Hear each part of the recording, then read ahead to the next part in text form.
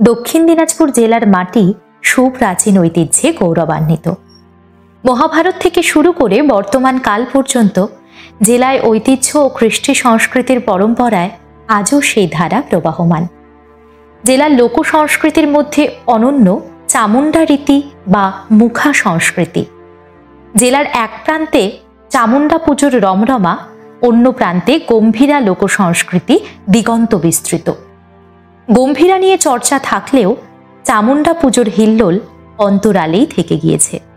প্রান্তিক এই জেলার চামুণ্ডা পুজোর গোড়াপত্তনে সুদীর্ঘ ইতিহাস রয়েছে। ওই চর্চার শুরুতেই আসবে অধুনা হিলি থানার চকদাপট গ্রামের শ্রী শ্রী বিকট কালী মাতা ঠাকুরানী। 850 বছর ধরে ওই কালী মাতার মন্দিরের ঐতিহ্য, পরম্পরা ও সংস্কৃতি আজও অক্ষত। মন্দিরে চামুণ্ডা রীতিনীতির সংস্কৃতি বৈচিত্র্যময়। ওই মন্দিরকে ঘিরে একটি পুরো অঞ্চলের মানুষ নিয়মের বিধিনিষেধ অবলীলায় গ্রহণ করে মেতে ওঠেন। 50টিরও বেশি গ্রামে ওই মন্দিরের অনুকরণে চামুণ্ডার দল গড়ে ছড়িয়ে পড়েছে চামুণ্ডা রীতিনীতি থেকে লোক সংস্কৃতি। 1189 খ্রিস্টাব্দে সেন বংশের রাজা লক্ষণ সেন সিংহাসন লাভ করেন। লক্ষণ সেন তার মূল অভিষেক উপলক্ষে ঐন্দ্রী মহাশান্তি উৎসব সম্পাদনের জন্য ব্রাহ্মণকে ভূমি দান করেন। তার দানকৃত ভূমির অবস্থান ছিল বরেন্দ্রের অন্তর্গত দাপনিয়া পাঠক। অথর্ববেদের ঐপ্যলাদ শাখানুধ্যায়ী ব্রাহ্মণ শান্তাকারিক পদে অধিষ্ঠিত কৌশিক গোত্রভুক্ত গোবিন্দ দেব শর্মা নামে এক ব্রাহ্মণকে ভূমিদান করেছিলেন লক্ষণ সেন। তারপর থেকেই অনুষ্ঠিত হয়ে আসছে শ্রী শ্রী বিকট কালী মাতা ঠাকুরানীর পুজো। লক্ষণ সেনের বিক্রমপুরের লক্ষ্মার প্রাসাদের কয়েক মাইল উত্তরে দাপনিয়া পাঠকের অবস্থান ছিল। দাপনিয়া পাঠক কালক্রমে চকদাপট ও কিসমত দাপট নামে নথিবদ্ধ হয়েছে। ত্রিমোহিনী তৎকালীন সময়ে বরেন্দ্রের অন্তর্গত। সুলতানি আমলে রাজধানী নগর দেবকোটগামী সড়কের দক্ষিণ পশ্চিমে বালুরঘাটগামী সড়ক এবং পূর্বে হিলি হয়ে করতোয়া তীরবর্তী সীমান্ত দুর্গের অবস্থান ক্ষেত্র ঘোড়াঘাটগামী সড়কের মিলিত স্থান ত্রিমোহিনী। দাপট গ্রামের উত্তরের সিদ্ধইল গ্রাম বর্তমানে শিউল, দক্ষিণে সিদাই, সিদাইয়ের দক্ষিণস্থ গ্রাম গয়নগড় বর্তমানে গারনা। গারনা গ্রাম থেকে লক্ষ্মার প্রাসাদের দূরত্ব প্রায় 2 মাইল। সিরি নদী অর্থাৎ বর্তমানে চিরি নদীর তীরবর্তী এই গ্রামগুলি রাবণস্বরের সিদ্ধিস্থান। তৎকালীন সময়ে আত্রেয়ী নদীর পূর্ব পারে এই মন্দিরের অবস্থান ছিল। মন্দিরের উত্তর পূর্বে তালদিঘি এবং দক্ষিণ পূর্বে মাটিয়া দিঘি প্রাচীনত্বের দ্যোতক। বর্তমানে মন্দির চত্বরে ছড়িয়ে থাকা ইট, প্রস্তরখণ্ড, শিলাগ্রাম, পাথরের কারুকার্য সেন আমলের প্রমাণত্ব।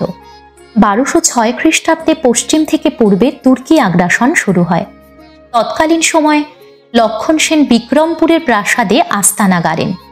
দীর্ঘ সময় অতিবাহিত হওয়ার পরে 1125 বঙ্গাব্দে অর্থাৎ 1717 খ্রিস্টাব্দে গৌরীকান্ত মিত্র বলে এক ব্যক্তি দিনাজপুর কালেক্টরে রেজিস্ট্রি করে একাধিক ভূমিদান করেন। ওই দানপত্র নওগাঁর পঞ্চানন উপাধ্যায় নামে এক ব্রাহ্মণকে রাজপুরোহিতের দায়িত্ব দিয়ে মন্দিরের সেবায়িত নিযুক্ত করে 21 বিঘা 16 কাঠা ভূমিদান করেন। ওই দানকৃত ভূমির 3.3 একর আজও রয়েছে চকদাপট মৌজায়।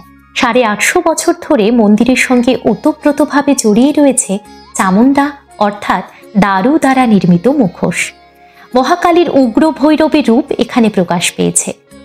চৈত্র সংক্রান্তি তিথিতে শ্রী শ্রী বিকট কালী মাতা ঠাকুরানীর মহাপুজো অনুষ্ঠিত হয়, কিন্তু মহাপুজোর 9 দিন পূর্বেই মন্দিরের গর্ভগৃহে মঙ্গল ঘট স্থাপন করে পূজার্চনা শুরু করা হয়। পুজোয় 7, 5 বা 3 দিনের উপবাস করে বিশেষ নিয়ম পালন করে সন্ন্যাসী বা ভক্তের ব্রত পালন করে থাকেন হাজার হাজার পুরুষ। ওই ব্রত পালনে চৈত্র চরকের সঙ্গে অনেকাংশেই মিল রয়েছে।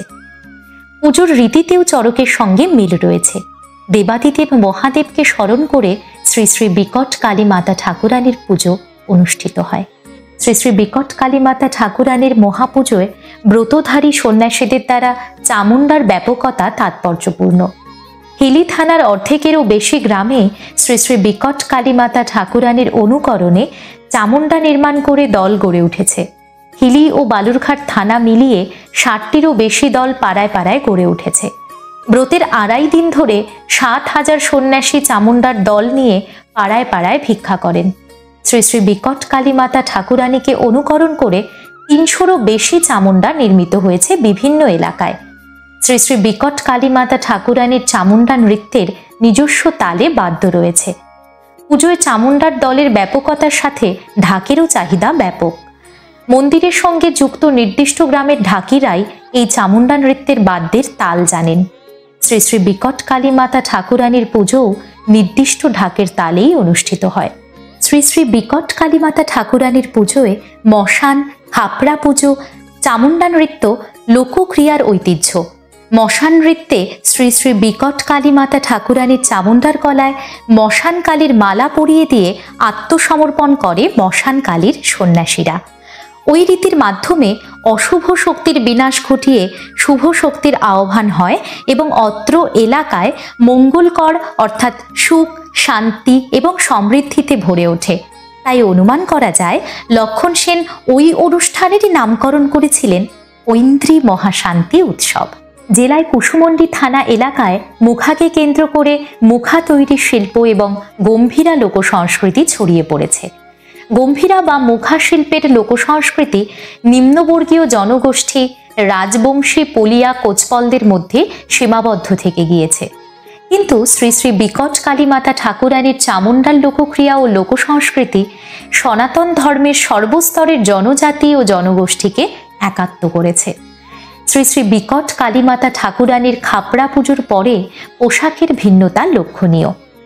বরেন্দ্রীর ফকিরের আদলে লাল কালো কাপড় দিয়ে বিশেষ এক ধরনের পোশাক তৈরি হয়। শরণাতীত কাল থেকেই বংশ পরম্পরায় এক মুসলিম ধর্মাবলম্বী দর্জি পরিবার বিকট কালীর এই বিশেষ পোশাক বানিয়ে আসছেন। এই পোশাকটি না ধুয়েই খাপড়া পুজোয় নিবেদন করে বিকট কালীর চামুণ্ডায় পরিয়ে নৃত্য অনুষ্ঠিত হয়। ব্রিটিশ শাসনকালেও ওই মন্দিরের পরিচালনার দায়িত্বে ছিল বগুড়ার ডুমরন এলাকার এক মুসলিম পরিবার। 1956 সাল পর্যন্ত কিসমত দাপট গ্রামের রঞ্জন আলী মণ্ডল বলে এক মুসলিম ব্যক্তি বিকট কালীর জমির বর্গাদার নিযুক্ত ছিলেন। শ্রী শ্রী বিকট কালীমাতা ঠাকুরানী যেন প্রমাণ করে দিয়ে যায় জেলার চামুণ্ডা সংস্কৃতির ভিত স্থাপনের ইতিহাস। তারই সঙ্গে বিকট কালীমাতা লোক সংস্কৃতি, লোকক্রিয়ার ঐতিহ্যের ধারা বহন করে চলেছে। সাম্প্রদায়িক সম্প্রীতির মেলবন্ধনও গৌরবের। ওই কালীক্ষেত্রটি ভক্তি, সাধনা, কৃষ্টি, সংস্কৃতি, সৃজনশীলতার পীঠস্থান। যুগে যুগে প্রবাহমান কালের সঙ্গে এই ধারা চলতে থাকুক। ঐতিহ্যের এই জেলা সমৃদ্ধিতে আরও উজ্জ্বলতর হয়ে উঠুক। তথ্যসূত্র ডক্টর হিমাংশু কুমার সরকার, প্রাক্তন অধ্যাপক ও ইতিহাস গবেষক। বিনম্র প্রণাম ও শ্রদ্ধার্ঘ্য ডক্টর হিমাংশু কুমার সরকার মহাশয়কে।